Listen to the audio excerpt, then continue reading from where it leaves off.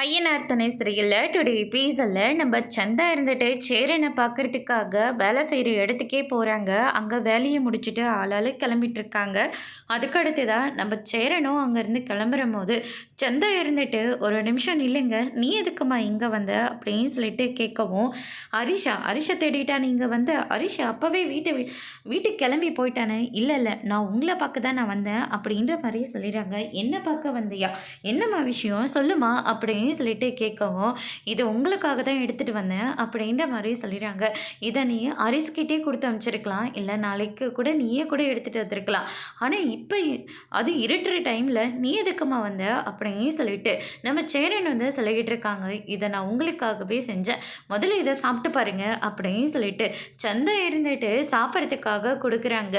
அதுக்கு அடுத்ததாக சேரனும் இது எனக்கு ரொம்ப பிடிச்சிருக்கு, ரசகுல்லா ரொம்பவே நல்லா இருக்கு அப்படின்னு சொல்லிட்டு நம்ம சேரனும் ரொம்ப ரசித்து சாப்பிட்டுட்டு இருக்காங்க. சரி வா, நானே ஒன்று வீட்டில் ட்ராப் பண்ணிடுறேன் அப்படின்னு சொல்லிட்டு கூட்டிக்கிட்டு போகிறாங்க. பின்னாடி உட்கார சொல்கிறாங்க. ஆனால் சந்தா இருந்துட்டு நான் முன்னாடி தான் உட்காருவேன், இல்லைப்பா நான் சொல்கிறத கொஞ்சம் கேளு, நீங்கள் ஒன்றும் பேசாதீங்க அப்படின்னு சொல்லிட்டு ஒரு ஹேண்டில் இருந்து கையை எடுத்துட்டு அதுக்கு அடுத்து தான் முன்னாடி போயிட்டு உட்காந்துக்கிறாங்க. அதுக்கு அடுத்து தான் நம்ம கார்த்திகாவும் கஸ்தூரியும் நடந்து வந்துட்டுருக்காங்க. நீ நம்ம வீட்டில் தங்குறத சம்மந்திக்கிட்ட சொல்லிட்டீங்கல்ல, அவங்க எதுவும் சொல்லலைல்ல கார்த்திகா அப்படின்னு சொல்லிட்டு கேட்கவும், இல்லைம்மா அவங்க எல்லாருமே என்னை ரொம்ப நல்லா பார்த்துக்கிறாங்க, தாங்கன்னு தாங்கிட்டு இருக்காங்க, அதனால் அவங்க எதுவுமே என்னை சொல்லலைம்மா, இதுக்காக தான் நான் அந்த குடும்பத்தில் உன்னை கட்டி கொடுத்தேன், ஆனால் நீ தான் என்னை புரிஞ்சுக்காமல் போயிட்ட அப்படின்ற மாதிரியே சொல்லிடுறாங்க. அதுக்கு அடுத்து தான் வந்து பார்த்திங்கன்னா சேரன் இருந்துட்டு சந்தா உட்கார வச்சுக்கிட்டு போகிறாங்க.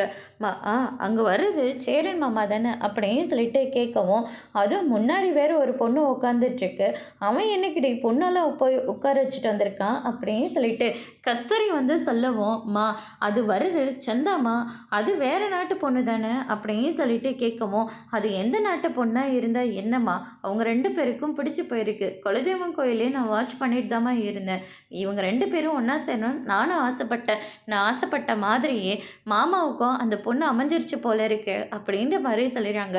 அவங்க இவங்களை கல்யாணம் பண்ணிக்கிட்ட உனக்கு என்னடி வந்தது அப்படின்னு சொல்லிட்டு கேட்கவும், சுற்றி இருக்கிற எல்லாருக்குமே கல்யாணம் நடக்குதுமா, ஆனால் மாமா மட்டும் தனிமரமாக நிற்கிறது மனசுக்கு ரொம்ப கஷ்டமாக இருக்குது, நான் இப்போ இந்த நிலவில் இருக்கேன்னா அதுக்கு காரணம் மாமா தானே அப்படின்ற மாதிரி சொல்லிடுறாங்க. சரி வா அப்படின்னு சொல்லிட்டு கூட்டிக்கிட்டு போகிறாங்க. அதுக்கு அடுத்ததான் நம்ம சேரனியும் வராங்க. பார்க்காத மாதிரி நேராக போயிடுறாங்க. அங்கே போகிறது கார்த்திகாக தானே சொல்லிட்டு மறுபடியும் திரும்ப வராங்க.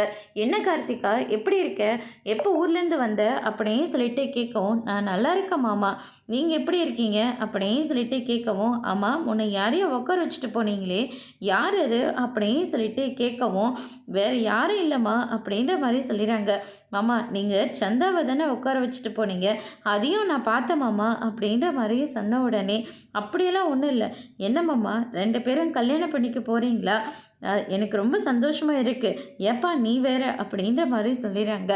அதுக்கு அடுத்து தான் வந்து பார்த்திங்கன்னா, நீங்கள் அவங்கள கல்யாணம் பண்ணிக்கிட்டா ரொம்ப சந்தோஷப்படுறது நானாக தான் மாமா இருப்பேன் அப்படின்னு சொல்லிட்டு கார்த்திகாவும் ஒரு பக்கம் சொல்லிடுறாங்க. ஒரு நிமிஷம் இருப்பா, இது சந்தா தான் செஞ்சு கொண்டு வந்தாங்க, நீ சாப்பிட்டு பாரு அப்படின்னு சொல்லிட்டு கொடுக்கவும், ரசகுல்லாவா எனக்கு ரொம்ப பிடிக்கும் அப்படின்னு சொல்லிட்டு கார்த்திகாவை சாப்பிட்டு பார்த்த உடனே ரொம்ப சூப்பராக இருக்குது அப்படின்ற மாதிரி சொல்லிடுறாங்க. அத்தை நீங்களும் எடுத்துக்கோங்க, இல்லை அவளுக்கே கூட, அவளே நல்லா சாப்பிட்டோம் அப்படின்னு சொல்லிட்டு கஸ்தூரி வந்து சொல்லிடுறாங்க. அதுக்கு அடுத்ததாக, சரிப்பா உங்கள் வீட்டிலலாம் நல்லா இருக்காங்கல்ல, அவர் எப்போ வருவார், அவர் உன்னை நல்லபடியாக பார்த்துக்கிறாரு இல்லை அப்படின்னு சொல்லிட்டு விசாரிச்சுட்டு இருக்காங்க. கஸ்தூரிக்கு ஒரு பக்கம் ரொம்பவே சந்தோஷமாக இருக்குது, எப்படியும் ஒன்று சரணுக்கு கல்யாணம் நடக்க போகுது அப்படின்னு சொல்லிட்டு. அதுக்கு அடுத்து தான் இந்த சைடு வந்து பார்த்திங்கன்னா நம்ம சோழன் இருந்துட்டு ரொம்பவே அப்செட்டாக உட்காந்துட்டு இருக்காங்க. நிலா இருந்துட்டு நடேசனுக்கு போயிட்டு டெம்பரேச்சர் எவ்வளோ இருக்குது அப்படின்னு சொல்லிட்டு டெஸ்ட் பண்ணுறாங்க. இது எதுக்குமா வாயிலெல்லாம் வைக்கிறேன், சாப்பிட்றதுக்கு அப்படின்ற மாதிரி சொல்லிடுறாங்க. இது நம்ம கட்டிக்கவே முடியல, நீங்கள் இதுக்கு முன்னாடி டெம்பரேச்சர் பார்த்துருக்கீங்களா இல்லையா அப்படின்னு சொல்லிட்டு கேட்கவும், அதெல்லாம் இதுக்காகவா நான் பார்க்க போகிறேன் அப்படின்ற மாதிரி சொல்லிடுறாங்க. இது காய்ச்சல் எந்த அளவுக்கு குறைஞ்சிருக்கு இல்லை அதிகமாக இருக்கான்னு சொல்லி செக் பண்ணுறது தான். மற்றபடி வேறு ஒன்றும் இல்லை. ஒரு நிமிஷம் இருங்க அப்படின்னு சொல்லிட்டு வாயை திறக்க சொல்லி டெஸ்ட் பண்ணுறாங்க. பரவாயில்ல, முன்ன விட காய்ச்சல் குறைஞ்சிருக்கு. முதல்ல இந்த கஞ்சியை குடிங்க அப்படின்னு சொல்லிட்டு கஞ்சியை குடிக்கிறாங்க. கஞ்சியை குடிக்க முடிச்சதும் அடுத்தடுத்து ஏதாச்சும் ஒன்று கொடுத்துக்கிட்டே இருக்காங்க. நீ என்னம்மா சின்ன பிள்ளைங்க மாதிரி எனக்கு இவ்வளோ கொடுத்துட்ருக்க, இவ்வளோ அக்கறையை வர பார்த்துக்கிற அப்படின்னு சொல்லிட்டு கேட்கவும், அதுக்கு அடுத்ததா ஒன்றும் இல்லை, சும்மா விளையாட்டுக்கு தான்.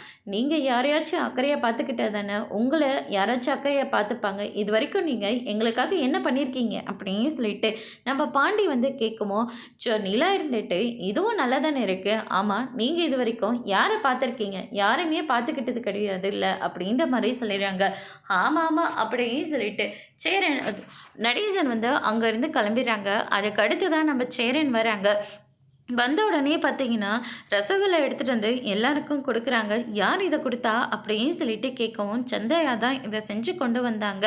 நான் உங்களுக்காக எடுத்துகிட்டு வந்தேன், நீங்கள் சாப்பிட்டு பாருங்க அப்படின்னு சொல்லிட்டு அது எல்லாருக்கும் கொடுத்துட்ருக்காங்க. அதுக்கு அடுத்ததாக வந்து பார்த்தீங்கன்னா ஃபோன் வருது.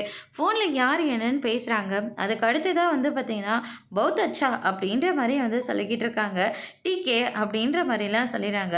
அதை பார்த்த உடனே எல்லாருமே வந்து பாத்தியானே எந்த அளவுக்கு நீங்கள் ஹிந்தி பேச ஆரம்பிச்சிட்டிங்கன்னு அப்படின்னு சொல்லிட்டு நம்ம சேரனை எல்லாரும் ஓட்ட ஆரம்பிக்கிறாங்க.